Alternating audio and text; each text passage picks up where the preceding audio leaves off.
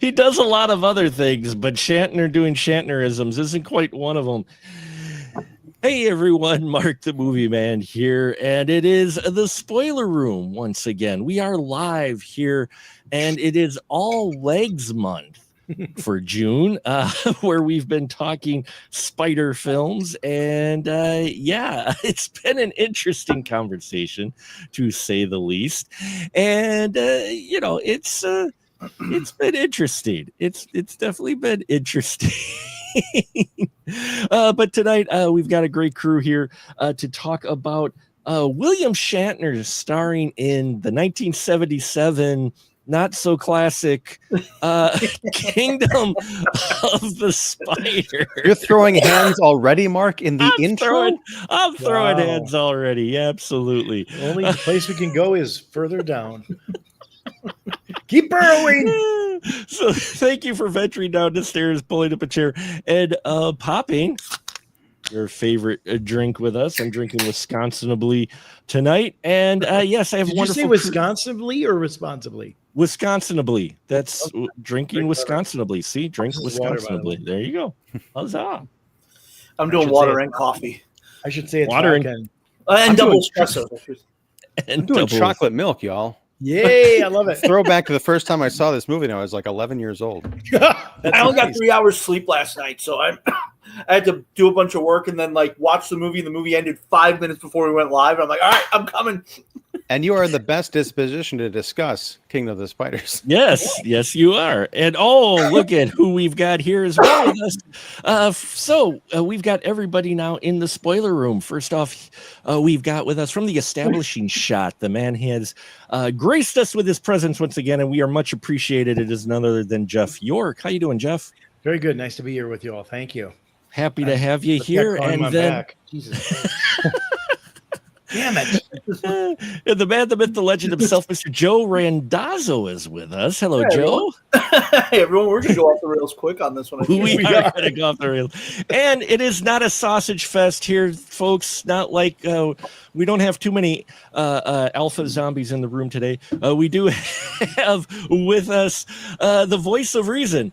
She is with us. Always a pleasure to have Katie Glidewell, the blonde in front, with us. How you doing, Katie? I'm a little bit I don't know. I feel like my childhood has been crushed by rewatching this film before discussing it. So this is gonna be therapy for me. Hashtag things may not age well. Oh no. No. And last but definitely not least, the man who keeps coming back for more, it is none other than Mr. Ian Simmons. How you doing, Ian? I'm doing great. Katie, I got to ask, is that an LP or is that a book? That's a VHS. It's a VHS. Okay. I couldn't tell from here. It's so big in the frame that I'm like, is that a record? Wait, is that signed? It's signed by the William Shatner. Woo! Was that before he was mortgage level for getting signatures? No, just kidding. You know those convention prices. So, hey, for $100, you could stand next to him for 3 seconds. Look, I didn't have to sell a kidney, maybe a part of my spleen, but definitely not a full kidney for this. So that's good. You only had to do a partial kidney for that. That's good. Yeah. That's good. They grow back, right? That's not in this reality. They don't grow back. Yeah. Maybe in another one. So tonight, let's see. Joe, give us a synopsis of Kingdom of the Spiders. Well, Woody Strode and his inexplicably younger and far more attractive wife have a bunch of cows that start getting killed by spiders. I don't remember I know a lot of these actors, so I don't remember the characters' names, so just bear with me. Yeah, so William Shatner. Altaviz Davis, who was married to Sammy Davis. Was that who that was? Woody Strode's wife. That makes more sense than marrying a way past his prime Woody Strode. I don't know past his prime now. I mean, he wasn't too bad on the eyes. Like, I mean, Yeah, he was still pretty Shatner muscular. was- He still yeah. had that body that he had in Spartacus. He Clearly like was going to the pretty gym. good, Yeah, yeah. He was definitely still going to the gym, but he's not looking like he did in his film noir days in the 50s. No, no. Anyway, there's a tracking shot where we're constantly like sneaking up on this poor cow who's like, why is this camera coming at me? But From 5 different angles. They got plenty of coverage on that goddamn cow. the cow kept turning around. What? Lacking a lot of coverage Sorry, throughout the the rest of giant the camera movie. coming at me. They Why? got a lot He's of just coverage trying on to that eat his one grass, cow. and he's got all these cameras coming at him. What the hell? So it turns out that they are these spiders who are many times more venomous than the normal tarantula. They're mutated because of reasons. I didn't really have time to pause and rewind and catch things that I missed because literally finished the movie right before we went on here. You missed the reason that they're more venomous, Joe? I They think only I did. said it like 7 times in the movie. In case you didn't understand the ecological underpinnings of the screenplay, it's with so many pesticides that they have now been unable to eat regular food that they, of course, turned to the next. But best they thing, didn't which turn to is- their they didn't turn to their natural tendencies Exactly. of cannibalism. Yeah, Exactly. eating They each chose other. Exactly. They There's plenty of instead- other spiders they could be, but no, let's eat the cattle And the dog. and the the dog. and human beings. Somehow And the rat, this too. Bill yeah, Shatner's cheek. somehow they managed to survive despite not being able to to eat their normal food because of pesticides. Somehow,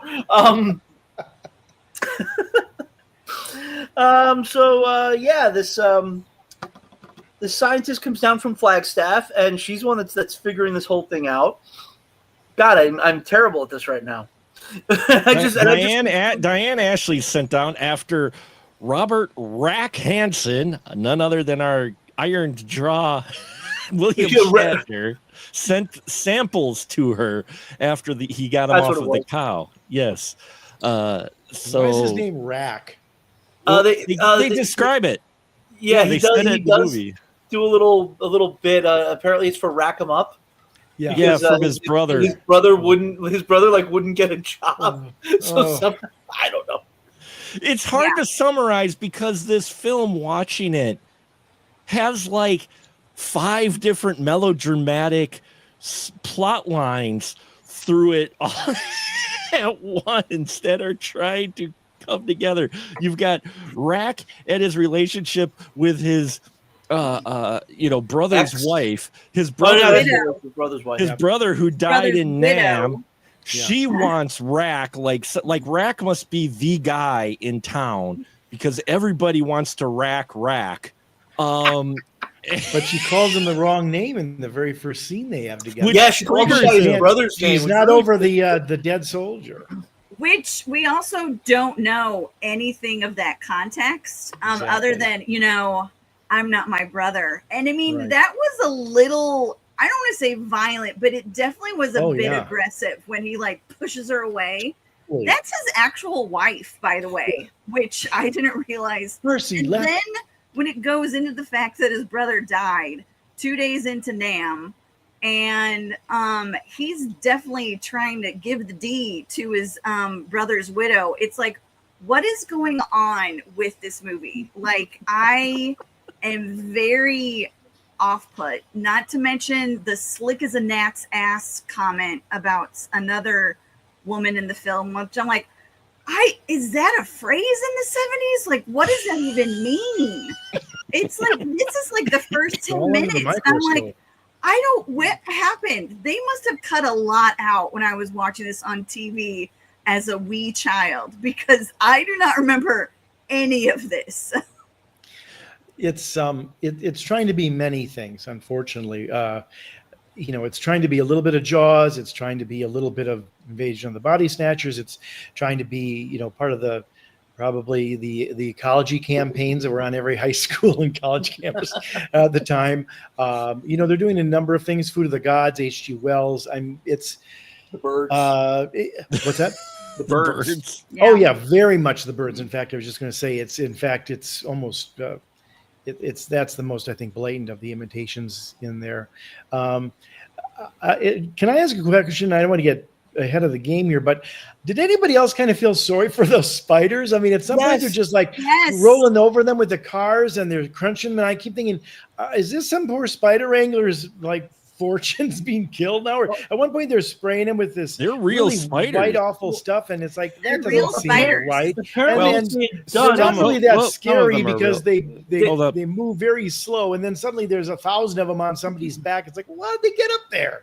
When they and then just. I don't know. I started to feel sort of sorry for them, and it's not because I'm an animal lover. I just didn't know if they deserved quite the hatred they did not. that They they're didn't getting. deserve that.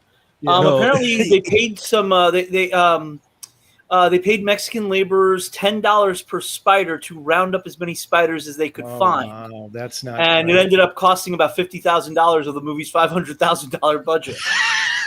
What were you gonna say? What were you saying?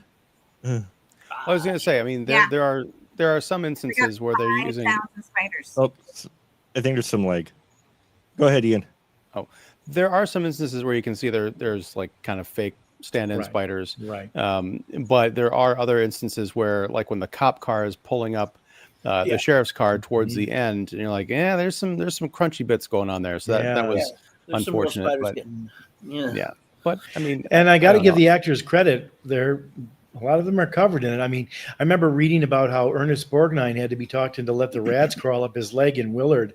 And, they had to put food on the pants leg so they'd eat. And, he was pretty brazen and pretty cool about it, considering he had to do that scene. It's the only real violent scene kind of in that movie where you see somebody kind of reacting that way. But then again, look at E.G. Marshall when he was in his late 70s doing Creepshow with all those cockroaches crawling all over him. So I guess if you pay the actor enough, but I ended up feeling kind of sorry for the tarantulas just because it seemed they don't.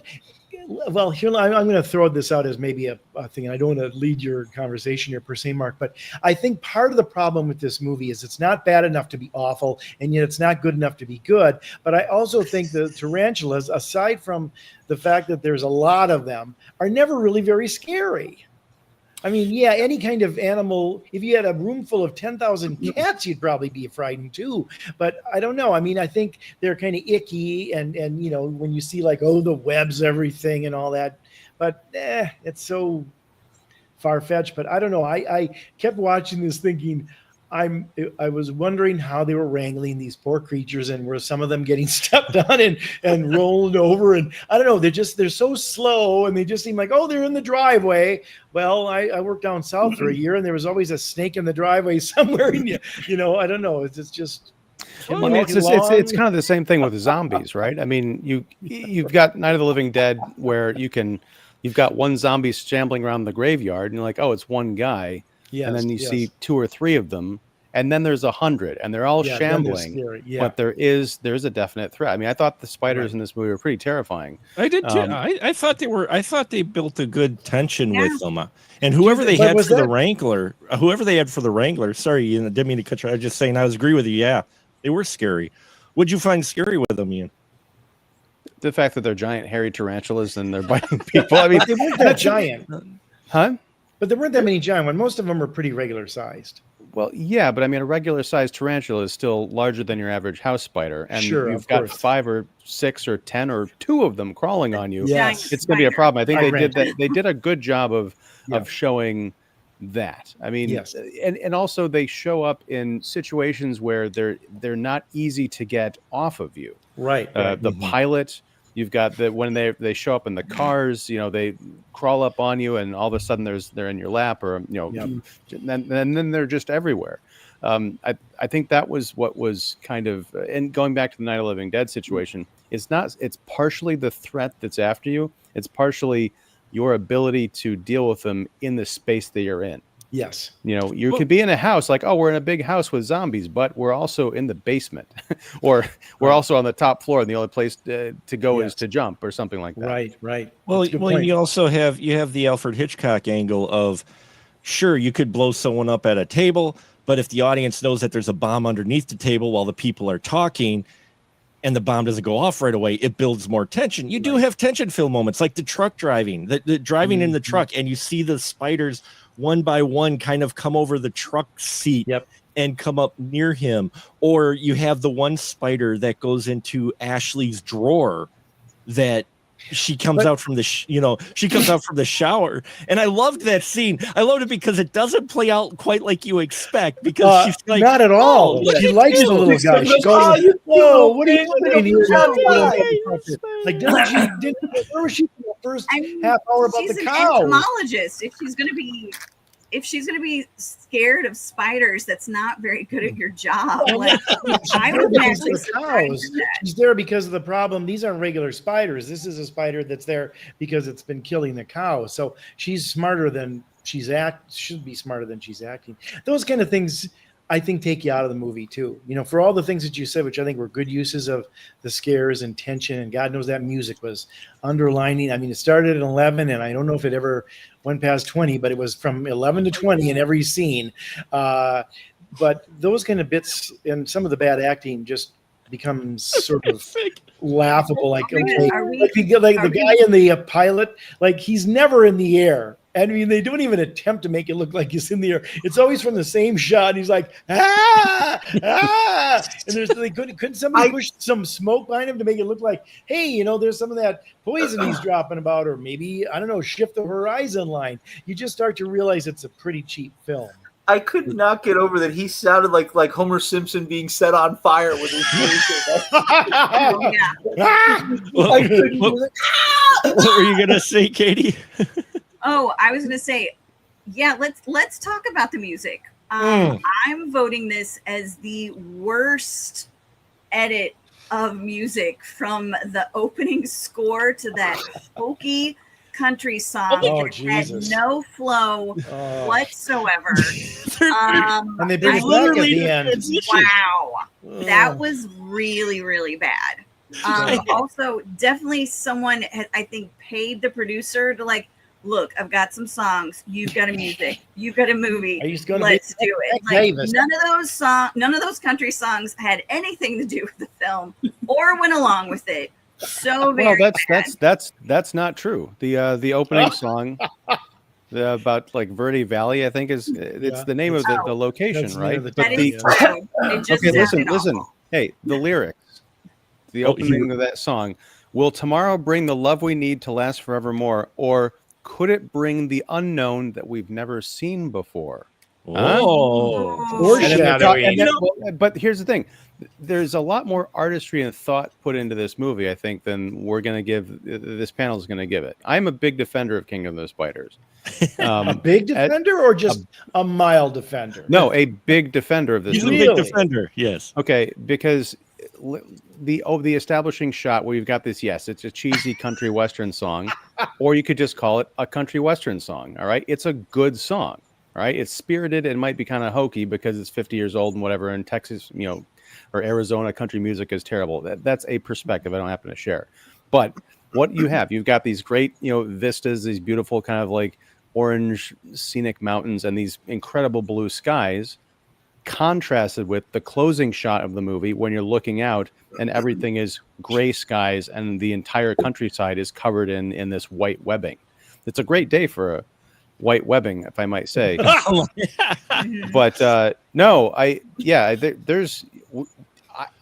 gonna let y'all have your fun with the movie, but I will be interjecting when I spot some nonsense. Don't get me wrong. I had a lot of fun watching it, for sure. I mean, that music, though, it's not that the song was bad at all. I didn't have a problem with the country western song at all.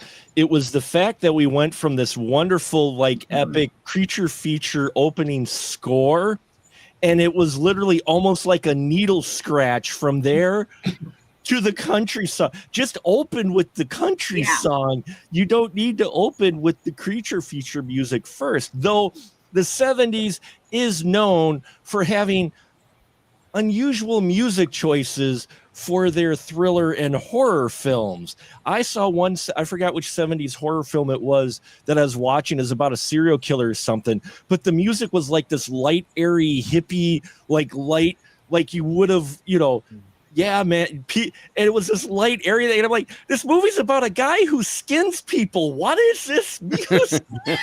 So the 70s is classic for abrupt music. It's just the way it was cut. No, I had fun with this film. It surprised me in a number of ways.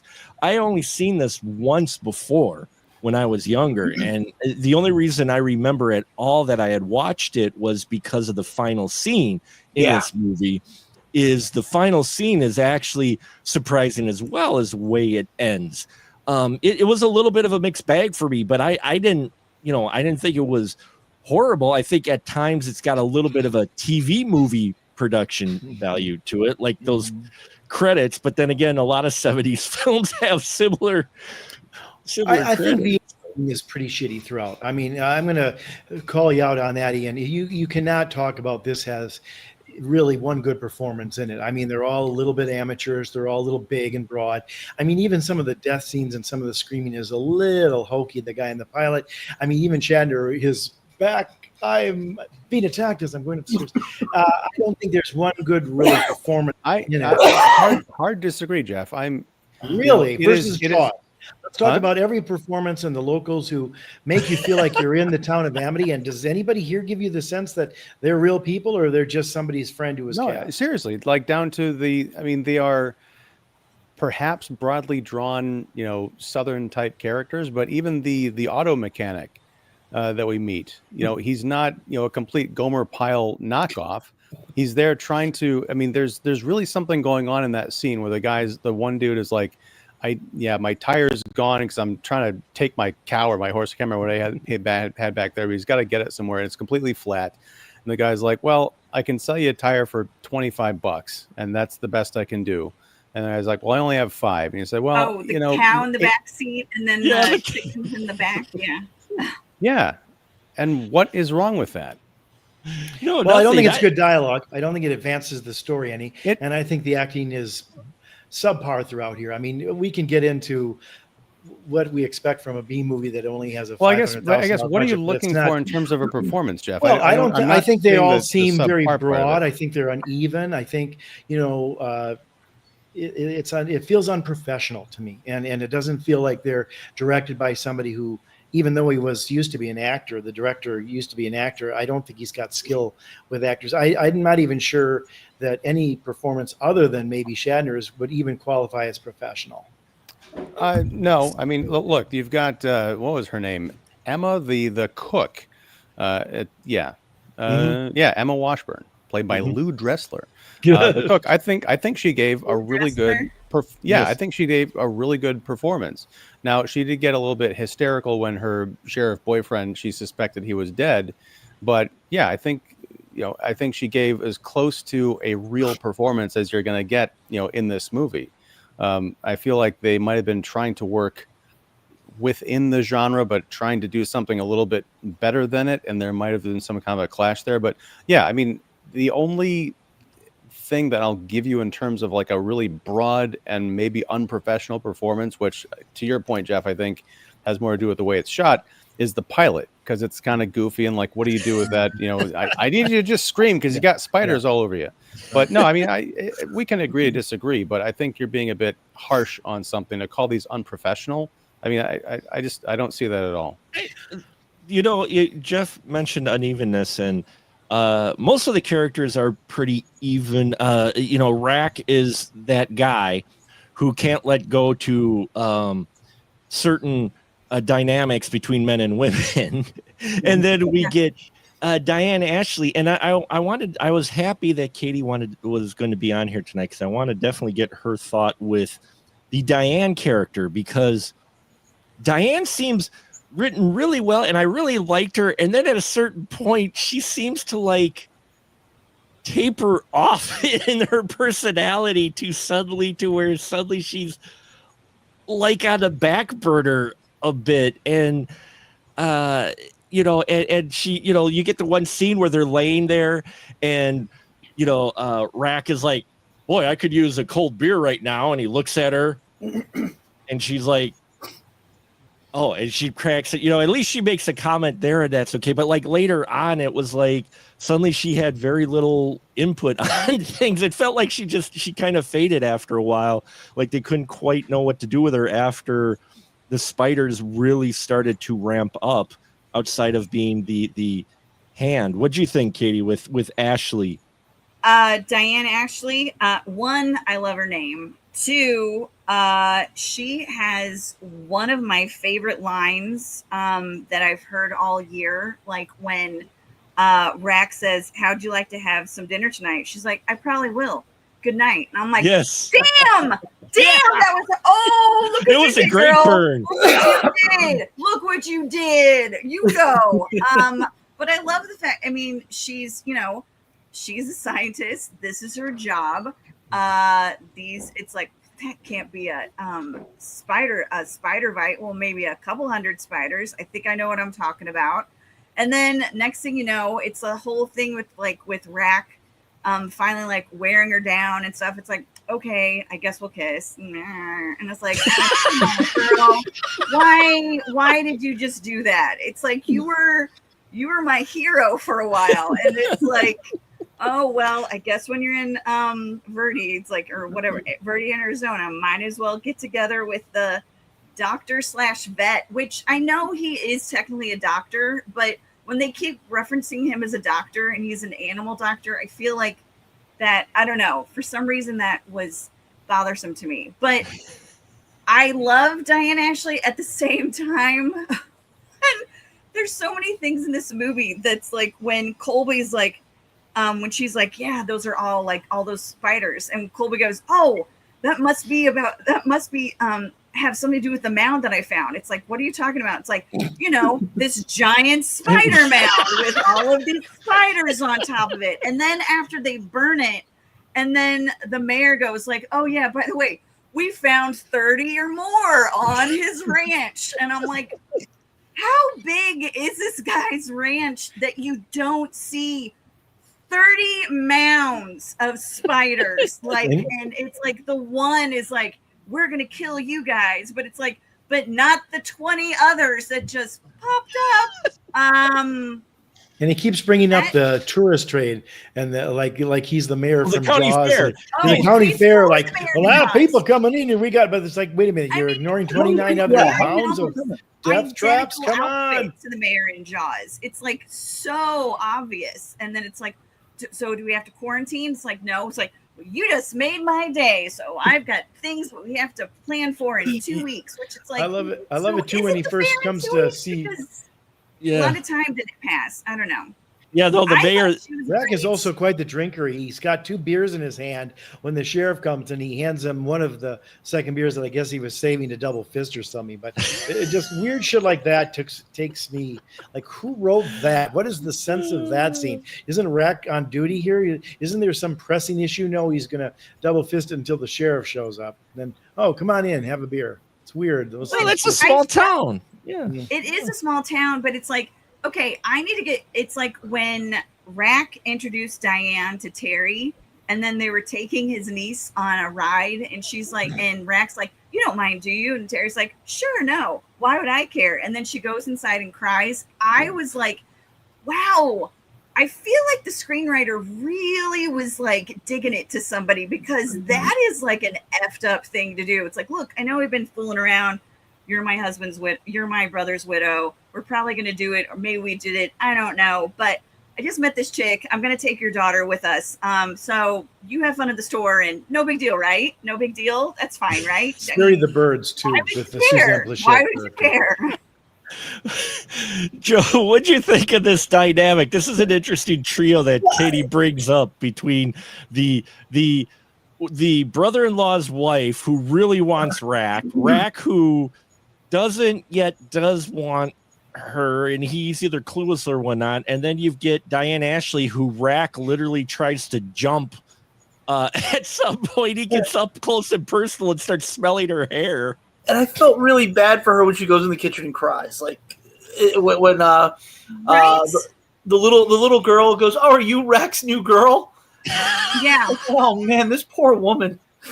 No, I felt really bad for her, and yeah, like that was one of the things. That's part of what kind of got me with this is I'm like, wow, this Shatner's character is kind of a dick at times. He's also wearing pressed shirts to ride around and corral cattle that are made of silk, according to Shatner's own testimony. That doesn't make any sense for somebody who's actually doing any kind of work out in the field. But just throw that out there as another inconsistency or something that makes no goddamn sense in the film. And they're always pressed shirts with huge collars, and they're dress shirts, you know. Yeah, and what's that about? Rack's character is so interesting because it's William Shatner, and you can tell this is Shatner trying to be on a different level. I mean, we get to see him actually ride a horse. So he's, he's riding a horse because he's had a ranch or whatnot. And so he's getting to show some skills. And it was really cool to see him because I'm like, yeah, as a Trekkie, you know about what his interests are. And so to get to see him in a role where he's actually like riding a horse and he's got the lasso and he's like, he looks like legit, like he knows what he's doing. Whereas, he does. Whereas, what's her name? Terry, or I think it was, or whatever, who was riding with him doesn't quite know how to. It was hard to tell if she knew how to use a lasso or not because she was just kind of holding it. But but his character is really weird because he's like old school cowboy type to where get along little doggy. Yeah, the girl, he's chasing Diane Ashley, who's representing the more of the modern woman. You can tell they're trying to have her, and you get that one scene where he is coming from his niece's and sister-in-law's place, and Diane blows past him in her wonderful car, and so he drives past her. He basically has her pull off the road. He leaves his truck there, lifts her up, throws her in her car, and then she says, "No one drives my car." And he's like, "Yeah, whatever." And he drives her car, and he's like, he left his truck on the side of the road. And I'm old, so I'm just sitting there going, "Dude, you left your truck on the side of the road." Nothing says chivalry like getting run off the road by an admirer. and then throwing her in there under protest in her car, which they try to play it off as being playful. It's just a weird dynamic throwing in the love interests with Shatner and, the characters and the female characters specifically in here. It just felt, I didn't really feel it ever between Diane and Rack. I don't know. Joe, did you feel it? What I was going to say is we have for the second week in a row, because it happened last week with Tarantula, we establish this really intelligent scientist woman, and then by the end of the movie, she's just a damsel in distress. And she's nothing more. That's not true. Really? At the end of the film, when Rack gets attacked by the spiders and he makes his way upstairs, he passes out, and when he wakes up, she's been taking care of him and also holding down the fort. That's true. That is She's true. become the leader of the group. That is true. She does for a while till he wakes back up, and then. So yeah, you're right. She does take command of the group again. It was just really weird, and maybe it was her performance or the writing with her. I just felt it odd with her character. Again, it didn't. I understand your hesitation, Mark, because women never fall in love with jerks. I did not say that, but Never fall in love with what? Jerks. Yeah. Oh. Yeah, no, this is brand new information to me. I'm just saying, like, we've had this discussion for the last couple of weeks now, and it's like this big thing. I can't believe that there's this chauvinistic guy and this woman, and she all of a sudden falls in love with him when they get into peril. I mean, like, well, let's talk about these things called movies. The median age of these movies are 60 years old at this point, between Horrors of Spider Island, Tarantula, Giant Spider Invasion, and this. So yeah, we're not going to have the most progressive views, I guess. Well, in movies that are 50, 60, 70 years old, respectively.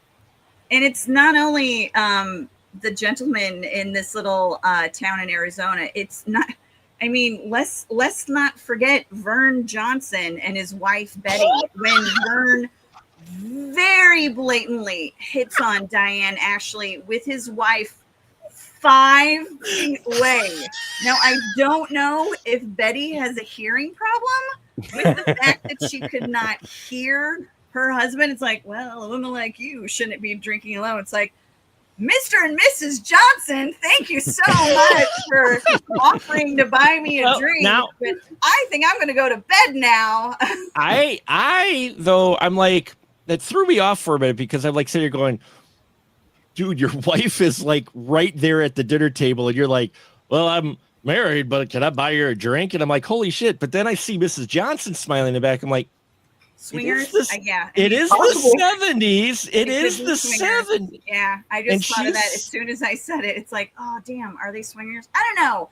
Well, because like a swinger to me. It could have been implied a bit because they do have the big RV too. So, I almost took that as, well, Johnson doesn't seem upset. She obviously can hear. So I'm like, maybe he was trying to, reel it in and say, hey, you want to check out my RV with me and my wife? And check out my spider web. Anyway. Well, definitely the thing is, once Diane Ashley like points out the Mr. and Mrs. Johnson, he seems to get very uncomfortable and like shifty-eyed. It's like, dude, there's only 2 other people there. I don't know why you're acting like, oh my goodness, what are you calling me out on this? Also, this is a very honest, forthcoming town because, as Ian talked about, what's her name? Emma Lou Dressler, Emma Washburn's Emma Washburn. Emma Washburn was very forthcoming to a woman that she just met 30 minutes ago, implicating her entire, like, very, not blatantly, but definitely letting us know that she got it on with the sheriff once or twice. And it didn't sound like it was all that great either when she was even had a pet name for him. He hated the way I looked in the morning. It's like, you need to have some coffee. It's like, oh, pitter patter my heart. Dude, what? Well, what was her pet name for him? She had a pet name for him, and I'm blanking already on what it was. I forgot what her pet name was for it. His name was Gene, but I don't know. Can we also the Johnsons? Jeff, the Johnsons. He retired and bought. Now we're talking 77, a $40,000 RV because of chemical toilets. Yeah. What'd you think of our Johnson character? I was kept trying to do the math on how much that would have been worth today, because that seems like a very expensive vehicle, but maybe that's how much they cost. And I don't know how much they are now. Not that I've ever priced one. I think some of those which are attempts at giving some characterization or maybe some humor in between some of the terror is understandable. I don't know. It just I think I come to this with a certain amount of prejudice because I remember seeing it when I was in high school and not thinking much of it, and even by my standards then. I think there's just better things in this kind of genre. But I'll give it a little bit of credit that, like I said, and I said this when I started, is it was better than I thought I remembered it. There was some stuff that I think is pretty well done and somewhat scary, and building up tension and weirdness and all that. And I kept thinking that Shatner was over the top in this, but he's not really. I mean, a little bit in the back, kind of going up the stairs, but by and large, he's kind of reined in the Shatner sense. So I have to give the director credit for keeping him in line. I didn't hate this movie. I think it's. It's like so many of those movies, and I saw a lot of them. I was a big horror fan when I was in high school, and I saw Phase 4 and Fruit of the Gods, and they all, even like the Irwin Allen stuff that bordered on this kind of stuff, like Swarm and some of those kind of things.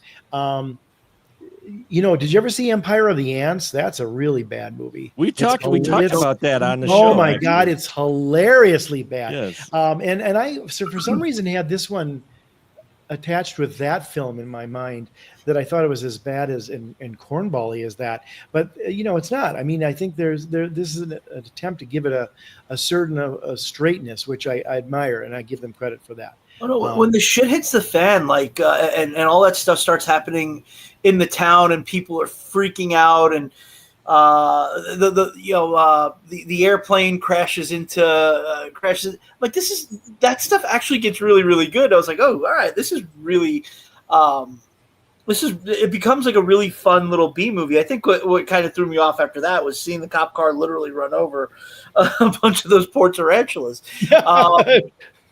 Even the stuff with the niece on the swing where you have the tarantulas right underneath it, and Yes. the mom looks out. Like, that scene is terrifying. If you were to look out the window and see your child on a swing with a bunch of spiders right underneath it, I mean, the idea that they're communicating and they're like the sheriff, they're communicating and they're forming an army against us. I was like, okay, I laughed my ass off at that line, but.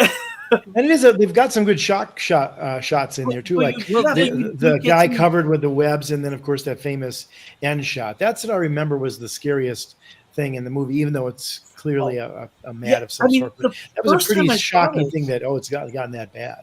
The first time I saw this was it aired when I was a kid in New York City. It aired on ABC like 12:30 in the morning.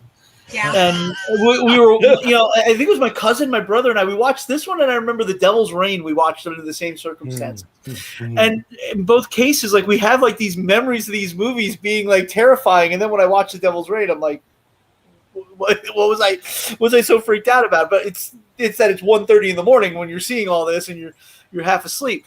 But there are concepts that are scary too, Joe. I think. What's that? Yeah, I think the concepts are scary. The Devil's Rain is still about Satanism, and this is still about scary animals times 1,000. So those are good premises right there. That ending shot at 9:30 p.m. isn't as scary as it is at 2:30 a.m. But it's still creepy. A great closing shot. It is still a great shot. It is definitely a great shot. Ian, do you remember first time you saw this? Yeah, I think I was probably 11, and they would show this on like Channel 50 here in Chicago all the time, like the afternoon, and then like kind of the late night thing. So I mostly remember the commercials for it though, because they kept showing the bit where Rack goes. There's like this complex of cabins, and he's going to check on this one guy, and swings the door open. He sees the dude like laying next to the bag of sugar or whatever, the spiders all over him, and then he closes the door, and I'm like, wow, that's really freaky. But yeah, I remember watching. I think I only remember watching like the last 20 minutes when things get really spidery and bad, because the first 45 minutes of the movie where a lot of it's just talking and stuff in the town, I don't remember as much.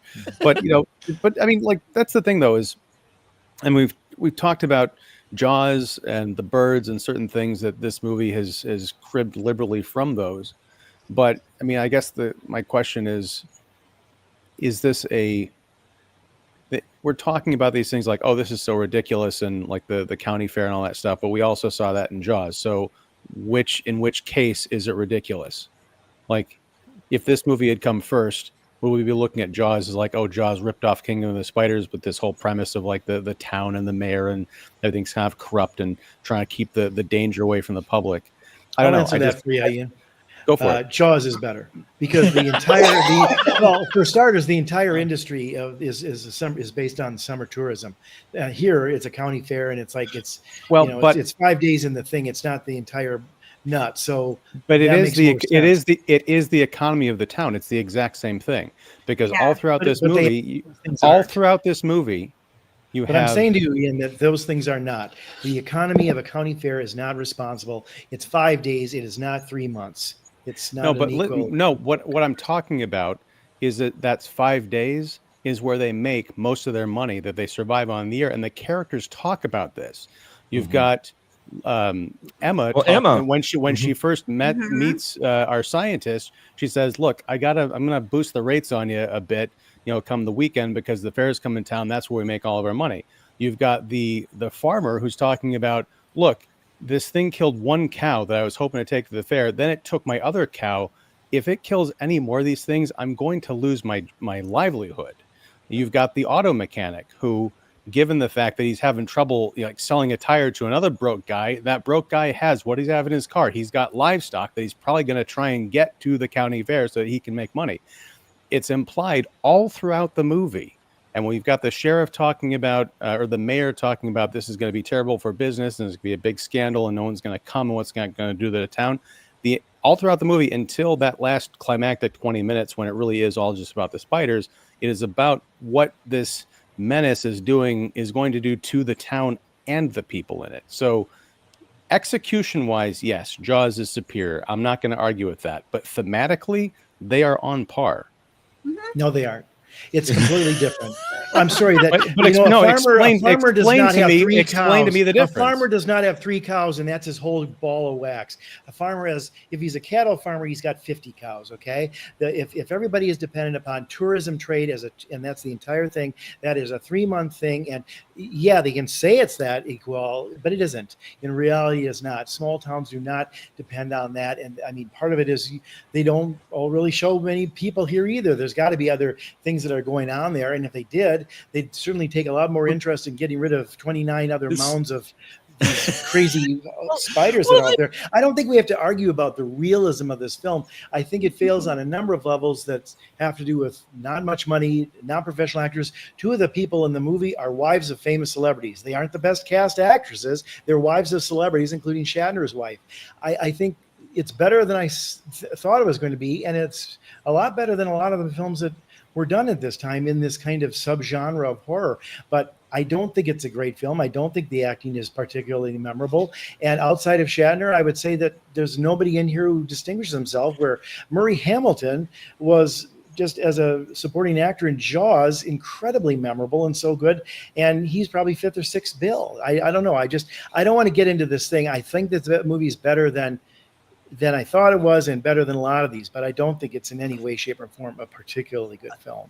And that's one man's opinion, but I think compared to Alien, compared to some of these other, even some of the Irwin Allen stuff that's somewhat in the same world, I don't think it's like comparing Alien to the 5th Mission Impossible movie. I mean, what are we doing here? I'm just saying, I think that this is cheesy. I think it's badly acted. It looks cheap. Some of this stuff is dependent on how believable it is, and it doesn't come off as very believable. It looks a lot of times like it's spiders strewn across the way, and then suddenly now they're all organized and jumping people in planes and everything else. I think there's inconsistencies like that. That's the part that are a problem, because it shows that they don't have the time or money to make this really work, because the spiders don't seem malevolent except when they want them to be malevolent. The rest of the time, they just happen to be crowding the sidewalk. Well, that's the thing, is they're not in any capacity really shown to be malevolent. They're aggressive in the terms of they're moving into the human population. But what makes them terrifying is their sheer numbers, and also the fact that they can get in anywhere. How do they get in the plane? They crawl in through the many exposed vents and holes in a plane, the same way they get into the air ducts and are falling into the kitchen. Like, but it's also implied they're not evil spiders. They're just because he's poisoning them. It's implied that they're eating the camera movements are making them into vicious little things sneaking up on the cow. I mean, those are things like, attempting to give them some of that malevolence that they had in Jaws or the birds or some of those other places. It's that they're organized. It seems ridiculous to me. Yes. The sheriff, when they don't seem organized when they're on this driveway. Well, but no, but the whole thing about them being organized, that's strictly a human interpretation of what they're seeing. That's not to imply that by the movie logic, the spiders are sharing some kind of a psychic connection. These are Arizona rednecks saying these spiders seem to be attacking us because now there's a million of them. I actually liked Birch's performance, other than when she was shooting the spiders. Let's talk about yes. I like not the one with bullets. At the same time, she was in shock. She didn't know what the fuck was going on. She's got obviously she's got a gun. She wasn't using it very well, because I don't think she hit one. But that was a little, I actually enjoyed her performance, especially when she was talking about, it's like, if you quarantine, Colby, it'll just kill him. It'll kill him. And when the sheriff grabs her and holds her, and then you hear that scream, that was pretty freaking dramatic. It's like, aw, because Colby did die, and I liked Colby because he didn't deserve that. He, was just trying to sell a cow, and then he freaking trying to sell his bull, and the damn spiders took both, so he'll probably lose his farm because obviously he's not making much. Because he was going to sell him at the fair and get $1,000 for that calf. That's he was a lot hoping of money in the 70s. Yeah, That little farm, that farm did not look like it was lucrative whatsoever. I thought he was going to tell me you don't have to worry about the quarantine killing him. Yeah.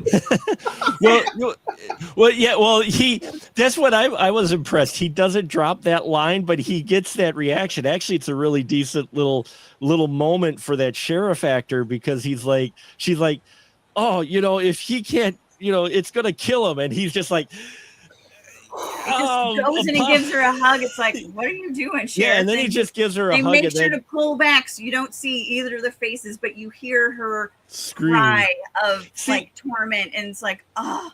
I didn't mind that at all. And I opened this episode saying there's a lot of melodramatic threads, because I saw what they were trying to do in this film. And I think they do just a little bit too much for my tastes, because I really love the spider bits. I loved all the spider bits. I'm like sitting here going, whoever was the spider wrangler to time the actor who was getting chased in that shed by the tarantula and happened to close the door just before the tarantula actually touches his shoe or whatnot. You look at that shot, I'm like, that's actually a well-coordinated shot. And there's a number of other things too with the spiders where there's some tension-filled moments. For me, that took me out was just how they gave every single character like something more to them than being spider fodder. And I understand that's kind of what they were going for. But at the same time, I'm like, you're doing it for maybe one too many characters. I'm like, because some of these characters, I'm like, but that's just me. That's just my personal choice. But I get what they were going for. They were trying to like the love triangle between, sister-in-law, new doctor, and Rack. Though I will question Rack. I understand he's panicked, and when he saw the spiders coming after his niece, but he tosses on the ground in the bedroom. Fixes her, and he doesn't brush the spiders off or whatever. I mean, even Indy took the whip on his buddy and he just kind of brushed the spiders off. No, he grabs it. He's like, oh, she's got spiders. And he's like, whoa, and he yeets her and she's still got spiders on her. And I'm like, dude, focus on getting the spiders off of her. Don't worry about spraying the spiders there. And I was just like, he just yeeted her.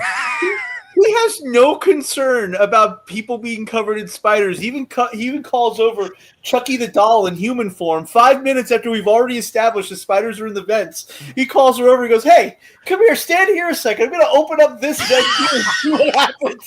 That I didn't understand. What happens is exactly what you think is going to happen.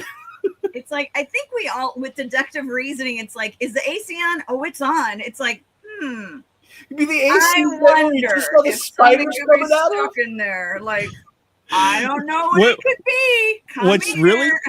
What's really great, and I don't know if it was scripted or not, and I don't think it was because of Shatner's response.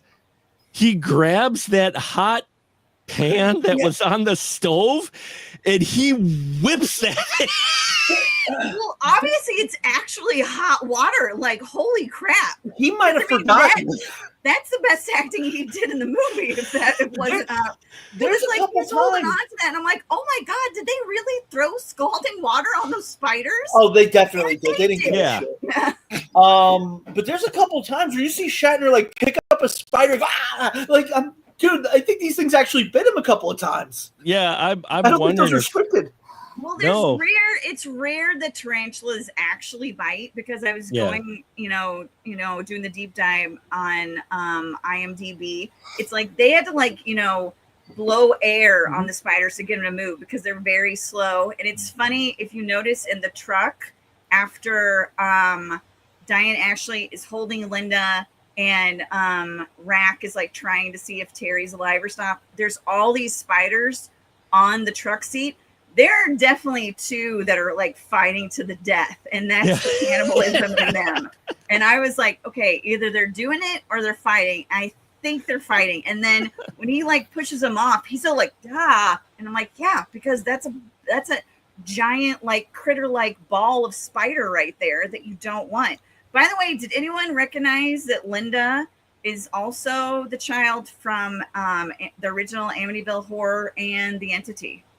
No, I did not. I Yeah. missed that. So she's in 3 core horror films of my childhood.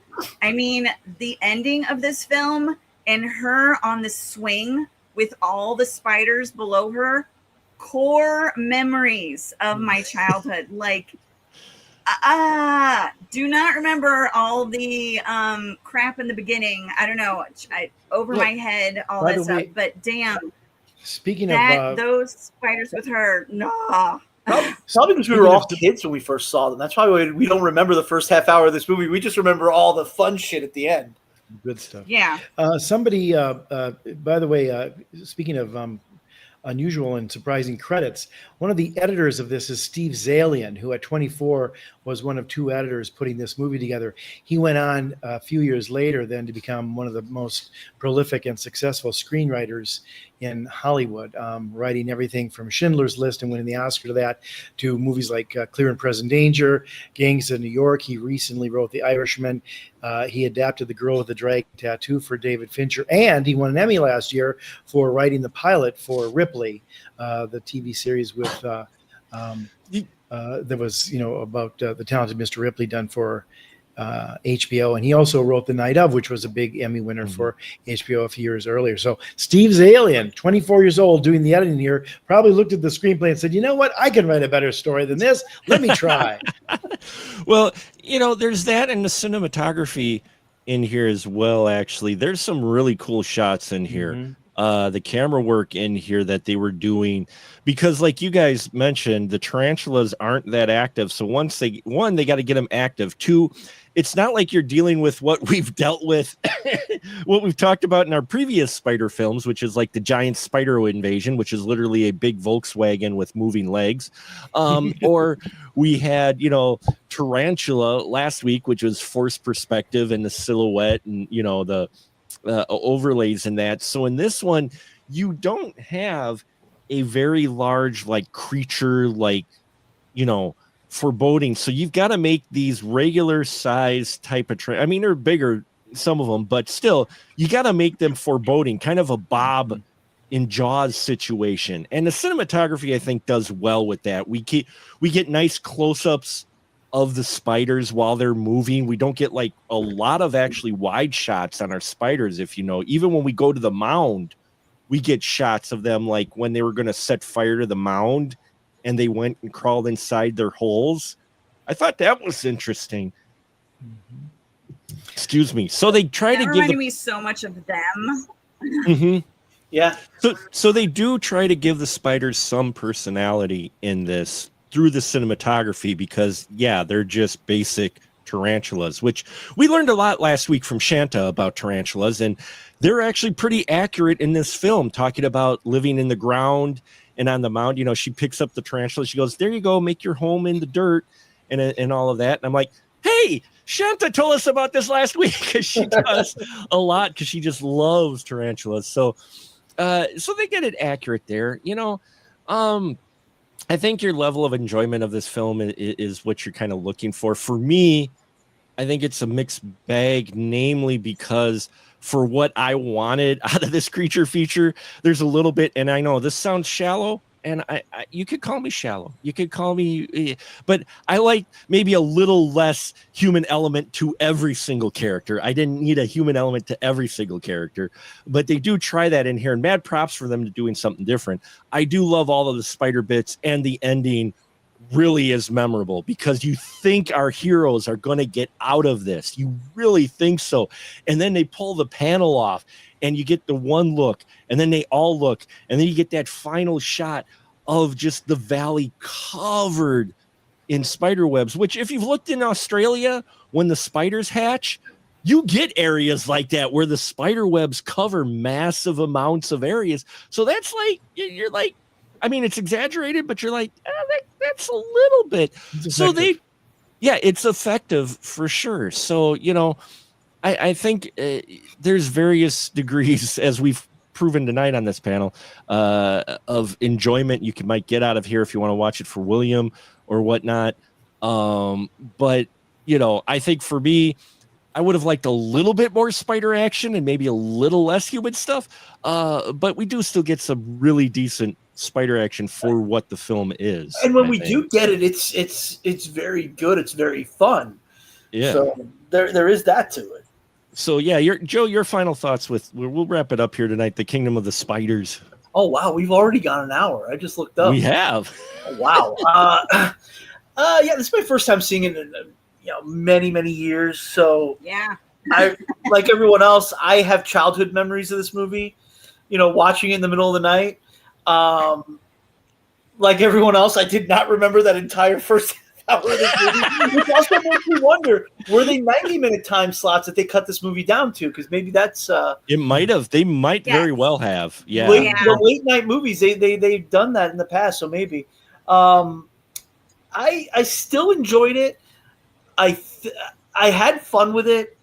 It's it's not going to be an Oscar contender, obviously. I think I fall closer to how Jeff feels about it, in that it's not good enough to be great, but it's not bad enough to be awful. But the parts that are fun, the parts that work really well. I could do without a lot of the animal cruelty though. Oh yeah, that is tough. I'd rather you don't actually run over spiders and actually throw scalding hot water on them. It's why I wish I could enjoy some old school Italian horror films more than I could the cannibal films, because when you realize, they're really killing those animals there, you're just like, I don't know. Coppola killed that cow in Apocalypse Now. Fast forward. So, Katie, your final thought with Kingdom of the Spiders. I mean, this is a core horror film of my childhood. There are, as I said, moments in this film that are just vivid core memories for me, especially the ending, which freaked me out, knowing stuff about spiders in Australia. When that spider jumped out at Colby, when he put down the visor. That happens in Australia a lot. That's why they say you have to have the visor down all the time so that doesn't happen, because there have been wrecks where that happens with spiders, and where spiders jump in the sky. What is it? The window in the ceiling of a car. Yeah. I forget what it's called. Sunroof. Yes, in sunroofs. I like Joe, and I do not remember any of this dialogue in the beginning. But again, who knows? I may have been playing with my Barbies and watching that, and I wouldn't care. I would have connected with Linda and all this stuff, so I probably was not paying attention. Got to give it up to Diane Ashley. That line about the dinner was just solid. And that's one of the only lines I really liked when they're discussing her and everybody else. But it's always going to be a favorite just because of what it represented when I was growing. This is one of those films that got me into horror. I would have seen it probably in the late 70s, early 80s, so I was probably the age of Linda when I was watching this, and that's probably why it frightened me. And as much as we've talked about the Baron's airplane and all that stuff, when the plane crashes, that looked like it was real. Shatner and the other woman, that was there. That didn't look, that wasn't CGI. That looked like a one thing, that plane is crashing into the gas they blew the building. And I was watching that and going holy crap, that's really scary. Also, that's a little dangerous that they did that. And that was much better than I remember it being. But I'm glad we're discussing it because it made me rewatch a film as an adult and see it, from adult eyes rather than a child. But as much as little things, slick as a gnat's ass that I don't like, it will always have a place in my heart. Nice. Jeff, I know your final thought on it, but go ahead anyway. I've said everything I've needed to say about it. What happened? So I'll Fair enough. give it up to someone else. Ian, before we go to yours, we do have a couple comments from Undeterred. Thank you so much, Undeterred, for joining, as well as doing the comments. He commented, preach on, brother Ian. So we have another fan of this film, and he quoted saying, actually, it was $22 for a new tire mounted. Not now. That's the best I could do, Clyde. And so it was. Oh, and we just lost Katie. We lost Katie. Hopefully there she is. She's coming back. I blame the spiders. So I think there's a Cubs game, so my internet is like really wonky. Sorry. Damn Cubs game. Anyway, I'm not going to say that because I'm the only one from Wisconsin here who lives, I think, currently in Wisconsin, I should say. Anyway, Ian, go ahead. As Undeterred said, preach on, brother, your final thought with this. Well, my homily is concluded, so I'll just leave it there. No, there you go. So, have you watched this movie like a bunch of times over the years? Because there were, like I said, this is my first time watching this in who knows how long. Well, I watched it yesterday and today, and then before that, I think I'd seen it in 1988. Oh wow! Okay. So it's been a while, but yeah, just like Stain said. Sorry. Well, I appreciate you all for watching this film again, especially since it was kind of a last-minute thing when I realized, there's 5 Mondays in July. So a couple other things to keep the spoiler room tradition. The $40,000 RV today would be the equivalent of, prepare yourself, $212,000 for that RV. That's a hell of a It was really nice. I mean, did you see it in the? I mean, that was a solid RV for that time. Like, I'm impressed. I was impressed too, but still, I'm like, damn, that thing better drive itself and unfold itself, and you don't even have to back it up properly in the campsite. It'll just back up its own self and cook your food for you. I'm like, $212,000 for an RV. That's hilarious. And one other thing for me. It's a mixed bag for me. Overall, I enjoyed it because I do enjoy my creature features. And it's always fun when they do creature features like this, where the creatures aren't ginormous or they've had some kind of radioactive activity to them or some other space seed came down and mutated them. It literally is nature rebelling against man. We've had that with frogs. We've had that with, we mentioned ants. We've got Kingdom of the Spiders here. We've seen, Willard. You get and I think by doing that does bring a little extra layer of, horror potential with it, whether or not it's executed good or not bad, because it's a realistic thing. It's something that, no, this isn't some over-exaggerated tarantula. This is a tarantula you would see in the Arizona desert. You know what I mean? And I think that helps for a lot of people. I will say with this film, though, I am mixed bag with Kirk, with William Shatner on this. And it's what I mentioned earlier, and not to beat a dead horse, no pun intended, but it is the human elements. There's just one too many of those. Like, especially the triangle between Diane Ashley, Rack, and his sister-in-law, because there's literally the scene where he shows up with Diane. Diane walks off with the little girl. His sister-in-law she's like sweating for him. He's kind of like sitting there pulling the old Kirk, like, hey, you're not an alien, but, and she talks about something along the facts of it's like you're getting the cow and but not the milk. And he says, right, one of those days I'm going to show up and start milking that cow. I'm like, and then her reply is, as long as your hands are warm. And then he goes, and I'm like, That was an awkward scene considering he was just smelling the hair of Diane. So there's that a little bit of dynamic which I wish would have been different. But overall, yeah, Kingdom of the Spiders. There you go. You're going to get out of it what you want. Star Trek fans, if you haven't watched it and you're fans of the original series, you can see Kirk in a different role where he's not playing a cop or he's not playing Captain Kirk. He's playing something completely different.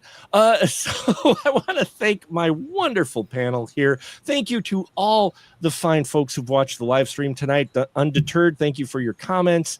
And yeah, now's the time where I give all these wonderful folks the license to shill. So shill away. Katie, ladies first. You can find me at The Blonde in Front on Instagram, YouTube, Facebook, and TikTok. I posted this live stream on a number of my channels, as I do when I am a guest on vlogcast and podcast. So check them out. Awesome. Joe, you got anything to toss? Right now, nothing. So yeah, pass to somebody else. Okay. Jeff, go ahead, sir. I'm making a cottage industry guessing on all of your shows here, which is lovely. The establishingshot.org is where I write movie and film and TV reviews. I write essays for Pipeline Artist Magazine online, Jeff York Chicago on Instagram, Jeff York Chicago on TikTok, and I'm a guest with a lot of you wonderful people. So well, and you'll get sick of me. Maybe you're sick of me tonight. I'm sure Undeterred is. Not at all, sir. It's good to have different Brother opinions. Ian is like, I don't like that sinner, Jeff York. It's good to have different opinions. We're going to be against him tonight. Dear God, please show him the way. No, it's good to have differing opinions, and I appreciate you watching it again for this. I didn't even bring up Night of the Lepus. We could talk about that crazy film. And the fact that these Star Trek people couldn't get better roles than this. DeForest Kelly was in that one too. It's like, what is? Oh, the joys of force. The Star Trek folks in these big animal, the joys of forced perspective with that one. Ian, slow motion too. Yeah. License to shill is yours, sir. I'm Ian Simmons. I run Kicking the Seat, which you can find at kickseat.com and also right here on YouTube. So do reviews and live streams and interviews and all that fun stuff. And when I'm not doing that, I'm here most Mondays. So yeah, thanks for having me, Mark. Well, thank you for being on the panel. Thank you all for our listeners who continue our small but mighty podcast. I appreciate every single one of you. Next week, we end All Legs Month with Arachnophobia. And then we kick off Jaws July. Yes, we did not spin the wheel for that. I just made an executive decision for it to be in Jaws July because it's linked to my birthday in a number of ways, which you'll have to find out. But until then, thank you very much, folks. SpecialBarkProduction.com. We're going to have 3 interviews later this week on the YouTube channel. Coming up in 2 weeks, we are 19 years on YouTube. So there's that. Oh, look at that shark. That's beautiful. That's wonderful. Is that the bucket? Yeah. That's the bucket. That How much is. was that, Katie? Huh? How much was that? I had a gift card, so it was egg. And well, for the regular folks out there, you might want to buy one. And I got this too. For the regular folks, that's nice. Yeah. What did that bucket run? Was that 40? It's 42 at AMC, and I think it's 47 or 49 at Alamo. But from what I can see, it's the exact same bucket. Love it. Love it. So thank you all. Tune in, folks. Don't forget to subscribe, bells and whistles and all that here. And yeah, until next time, we'll just say a good night, everyone. Good night.